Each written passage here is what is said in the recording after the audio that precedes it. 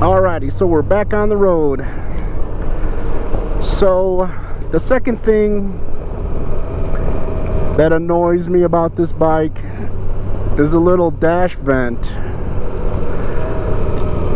I like how it directs air right into my face.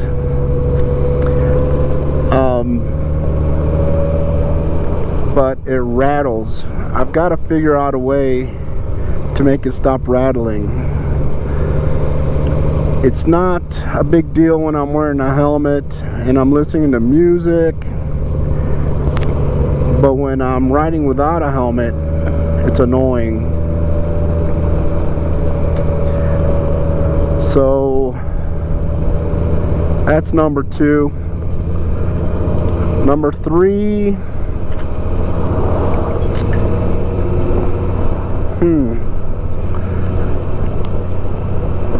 I don't know if I have a number 3. I love how the bike rides.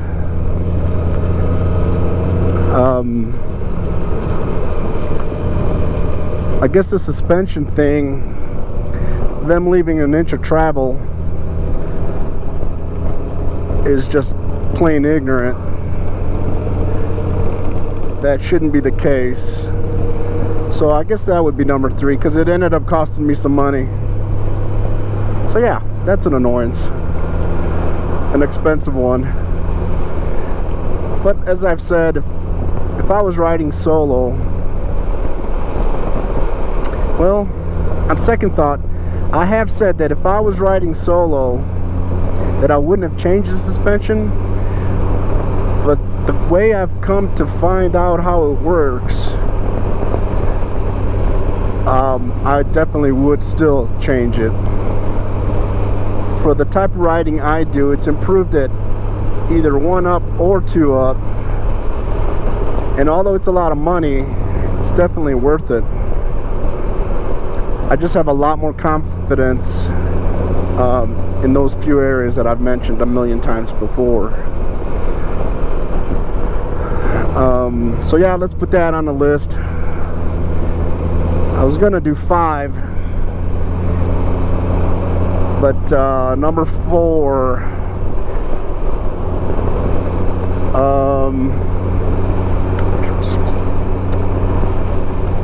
what would number 4 be? You guys help me out. You guys list your top 5 disc likes. The likes are simple, easy. They come to your mind right away.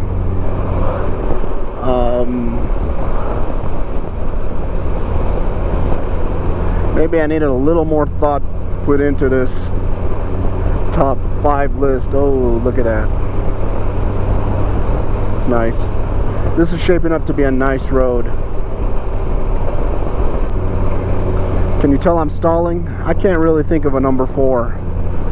Do I wish the whole CarPlay interaction was simpler and didn't have to go through a specific sequence of steps? Yeah. That's not Honda's fault though. I think that's more of the CarPlay issue. The infotainment issue is Honda's.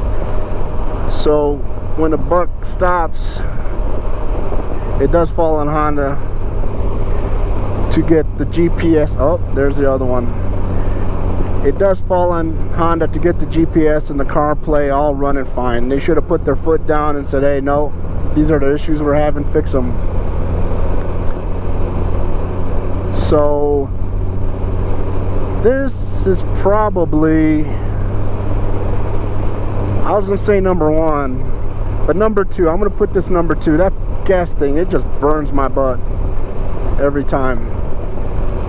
Having gas splatter up on my Corbin seat really gets me. But all right, the navigation issue for me, it took a lot of trial and error, and I got it to work.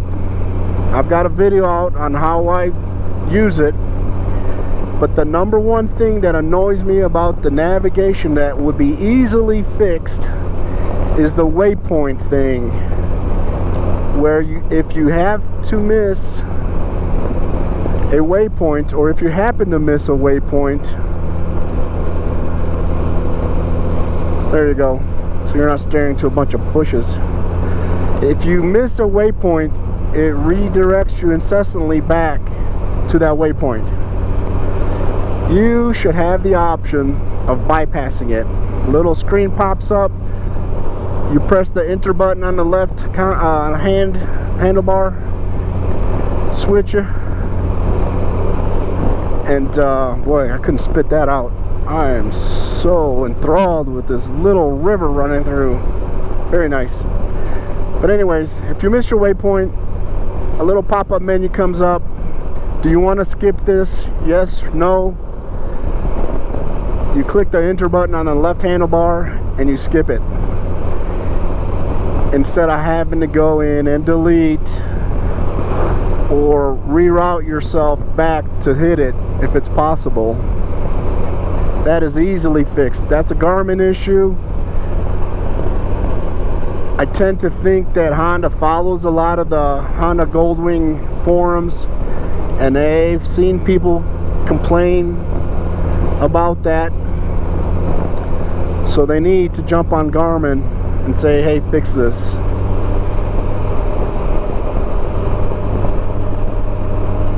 So that's four. Can I get a fifth one? I need a fifth one. I'm gonna lump the fifth one all together.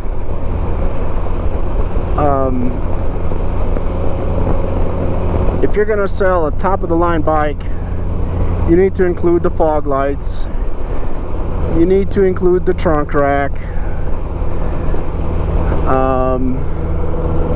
What else?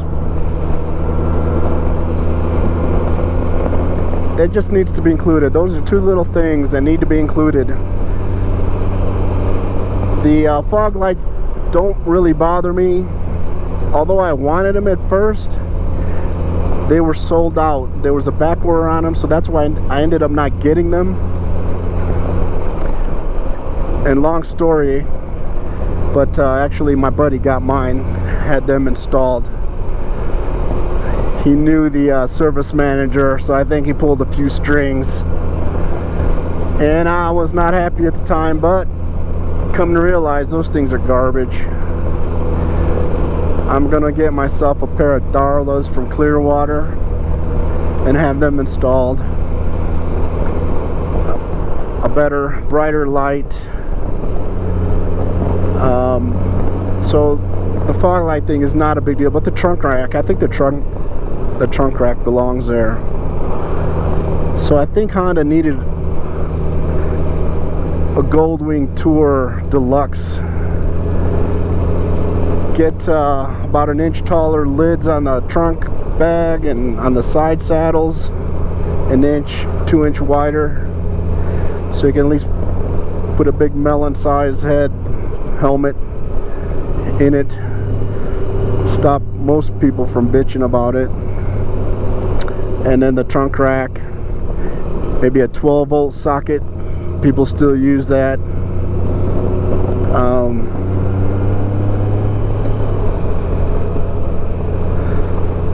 And then, you know, charge a little bit more. The list on this was $28.9, I think, up by me. I bought it in August. It had come out in May, I believe. And so no one was dealing. I couldn't, the lowest I could get it up there out the door was 30 grand. But I ended up paying 23 something in Houston.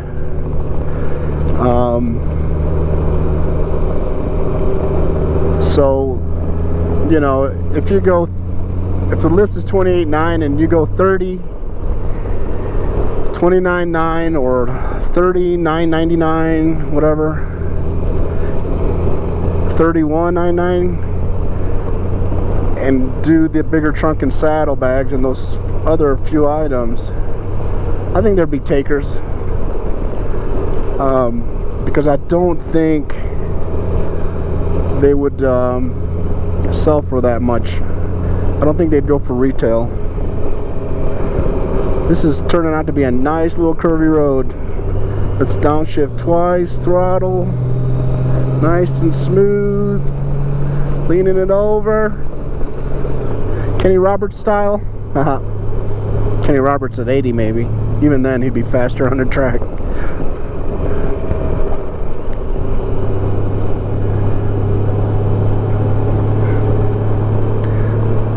So yeah, I think if we took care of the luggage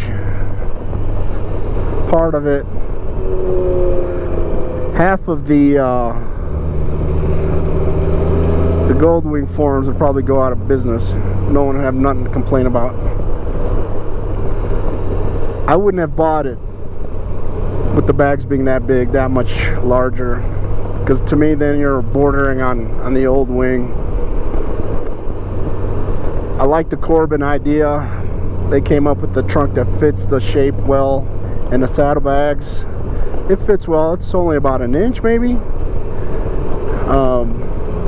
So I guess I would go an inch bigger.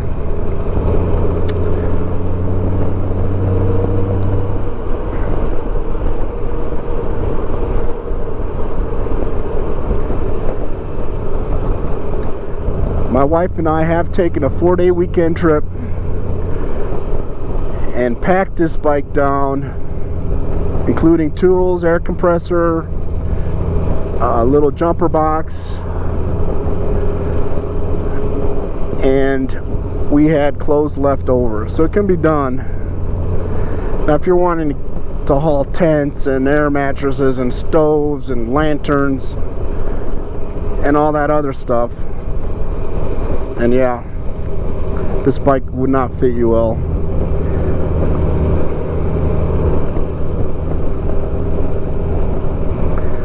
I'm not the camping kind of guy, unless it's one of those, you know, motorhomes with 12 slide outs, direct TV, air conditioning. Being funny there, but not way off base. I would camp in a cabin. If I'm on an adventure bike tour, I would camp out in the open. That would be cool. Now looking at the alternatives out there,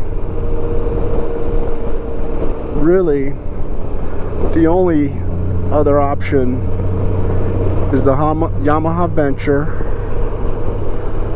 and the BMW 1600 as far as competition of this thing. The Yamaha is air cooled, which crosses that off my list. How dumb is that, a Yamaha? Stop trying to compete with Harley. Compete with the Goldwing.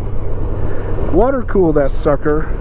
The bags are huge, especially that trunk bag. I think I could fit a small child in there. And they'd have a winner. They'd have all the old wingers defecting if that V-twin was either a straight 6, an inline 6 I should say, Yamaha has it, or if it was water cooled. Honda'd be in a world of hurt for those guys. The BMW, which was my first choice, as some of you may know from the video I posted, buying the bike I never thought I'd buy. Love the looks of that thing. I love that it's a BMW. I've had BMW cars in the past, but I know what the maintenance is like on that German machine. And when I was buying it, people were having issues. And the style is getting long in the tooth. It's been around a long time. So when I saw the new Goldwing, oh my goodness, crazy thoughts went through my head. The first one being, I gotta get one. And the more I read, the more I liked. and the DCT intrigued me, and I've come to love it.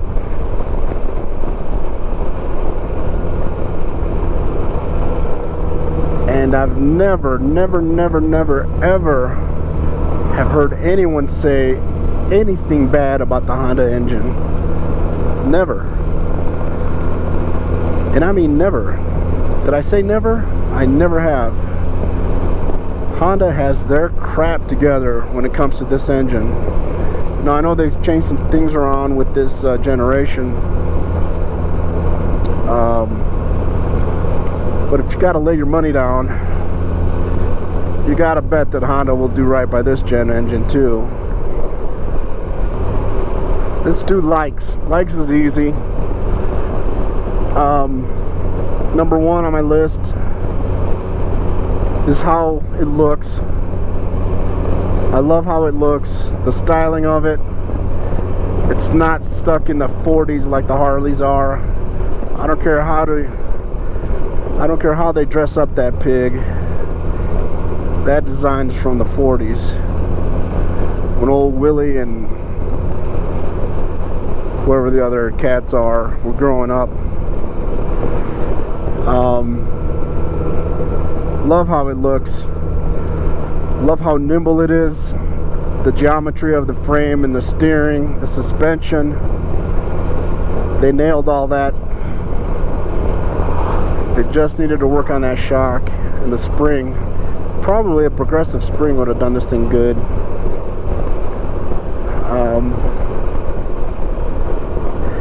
I love the DCT. Love it. You had to become accustomed to it for a little bit, especially in low-speed U-turns. No clutch to feather.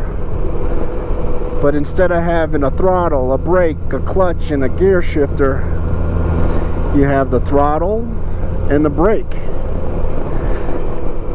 And you get your butt out on the opposite outer edge of the seat, turn your head back over your shoulder, put your foot on the brake, and ease on the gas.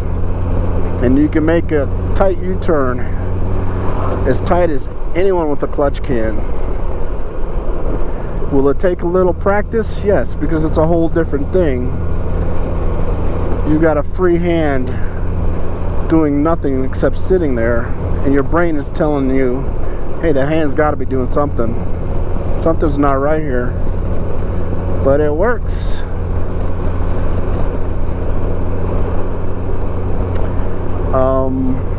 The infotainment center. Here's my number 5 on the things I hate about list. I sorta kinda wish it was touchscreen. The way everything is set up, it takes getting used to which way the buttons are gonna go to choose things. The left and right buttons, as long as music is playing, are designated towards changing the station or the track. So really everything has to be done with the center button and the up and down buttons. And that can be counterintuitive. Sometimes when you want to go down, you have to push the up button. Is it a hassle, a pain in the ass? No. Is it an annoyance? Yeah. I went down one instead of going up one. Big deal.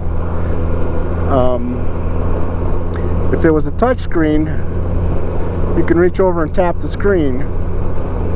Now that presents other issues.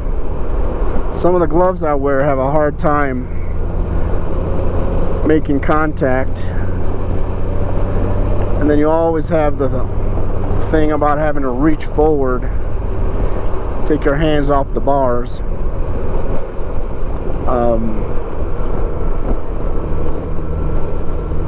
I think Honda is a conservative company. For every designer, every engineer, there's probably 3 or 4 lawyers with their pens and their pads of paper or their iPads saying, no, you can't do that. I guess they wouldn't speak Spanish. saying no, we can't do that, we can't allow that to happen. Yes, we can go through all the stations and we can change from app to app to app, zoom in and out, but we can't change the suspension settings on the fly. We can't do any bike setup stuff, or yeah, it just doesn't make sense. The speed limit governor, that's all lawyers. It's gotta be. I've heard that's what they do in Japan. Everything is speed limited, even their cars. But we don't need that shit over here, boys. We like for our bikes to be unrestricted. It doesn't matter that only 3 out of every Goldwing sold will ever see top speed, but we're Americans. We don't like to be constrained, telling us we can't do something. We want that option to do it, even if we choose never to do it.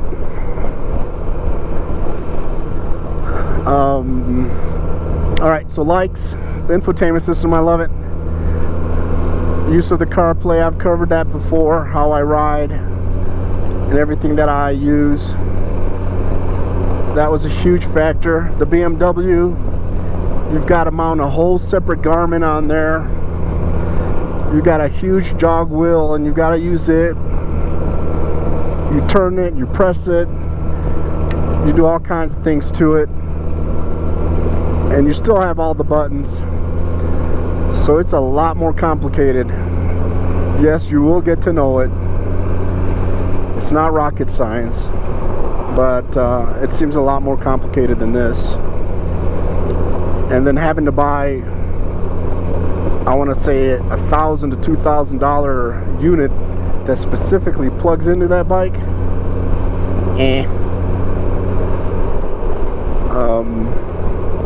So yeah, the infotainment system gets on my list. The foot positioning. I'm used to riding Harleys where I feel like I'm laying in a recliner with my feet propped up, and I'm used to riding sport bikes, which is the total opposite, like a jockey on a thoroughbred. All the weight on your arms, wrists, shoulders, elbows. So both of those, even though they're on extreme opposites of the spectrum, I've reached the age where I don't care for either of them. So sitting on this bike for the first time was quite a surprise, a pleasurable, good surprise. I sat down and immediately, it was somewhere in between both of those, and I loved it. Loved the seating position. As time went on, I realized that highway pegs would work for me. They would give me a few other options as far as legs go, being able to stretch them out. I've got a bad knee from a motocross accident, so sitting in one position for a long time, thing gets stiff and swollen. So I love my Gold Strikes. I could put my feet out there and look like a seal, like the Harley guys do, or I can plant the heel of my boot on the stock peg and the toes on the Gold Strike and use it as a floorboard, and then all the positions in between. So that's come in handy. It's a good addition. Funny me saying I like everything about this bike, but then I spent over $10,000 changing it up. Sounds stupid, I know. I loved the seat at first. I went thousands of miles with it and it worked fine for me. But I think that was because of what I was coming from. But towards the end, right before I bought the Corbin, the seat got really bad. So I don't know if my ass changed or the way it was wearing in or what. But at the end, it got pretty bad. I could only go about 4 hours and it would be painful. So the seat had to go.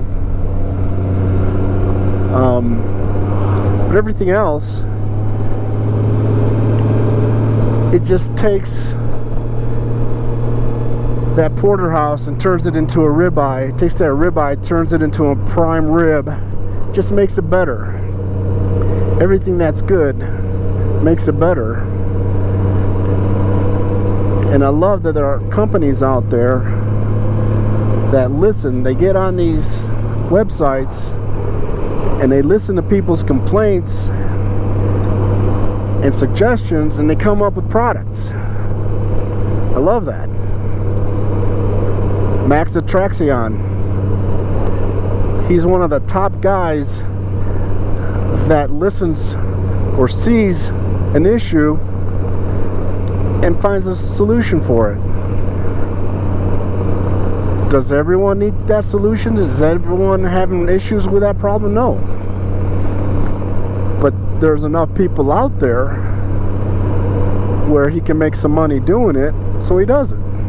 And all his products are top quality stuff. So you're getting a good product. Electrical connections, same thing, great company. Haven't purchased anything from them, but I've talked to Lewis a few times, exchanged some thoughts, and another great company. He's addressing issues with a good quality product, great service, great customer service. Zero Gold Strike, I've spent a lot of money with them. When my trunk light was installed, I got back into two of the LEDs burnt out. I mean, I'm stuttering. It's like I've been drinking all morning. 2 of the LEDs burnt out. Call him up. 3 days later, there was a new piece, free of charge. He apologized, made it right. We all screw up, own it, and make it right, and you'll have a customer for life. So yeah, there's a lot of good companies associated with Goldwings, and that's been the pleasant surprise. So very nice. Look at that mountain range.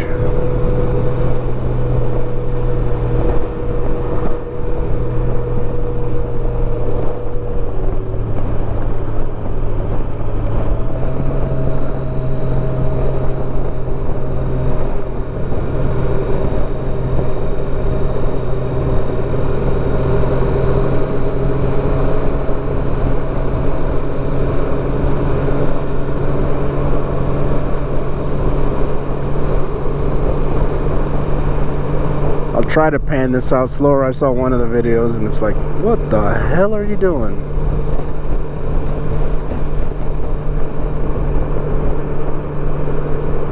So I'm cruising downhill, 45, 4th gear, 3,100 RPMs with a steady gas, and the bike is keeping it in the gear I want. If I let off the gas, it still maintains it. Now, it's like it knows I'm in downhill mode.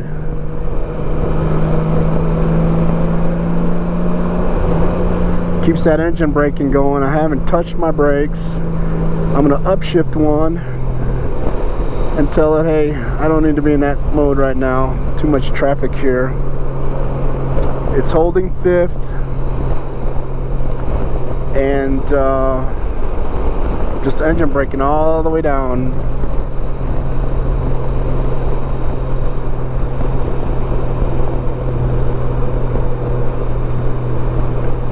If I do enough of that and the downhill grade eases up, there we go, it did it, it'll upshift. So you just have to learn how to use it, how to make it work. I tapped the brake and it downshifted. Tapped the brake a little harder, downshifted again. So now I'm in fourth from sixth.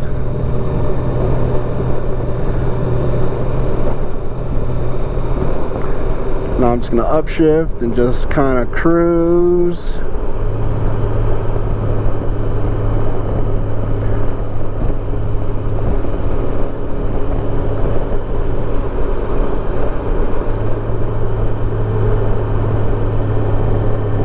I'm going to give you a little bit of silence here. I've talked your heads off.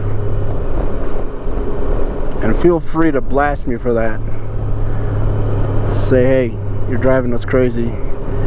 Stop with that crazy voice. And just let us enjoy this ride. I'd be happy to do that. The videos I've watched,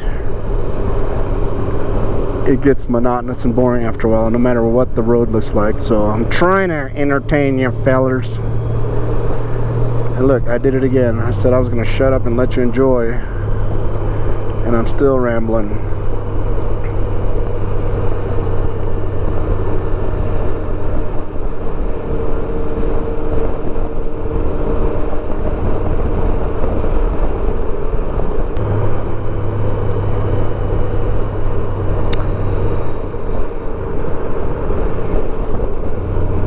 That was nice. All right, I'm gonna tap out here for a little while, see what other kind of crap I can bring up in my mind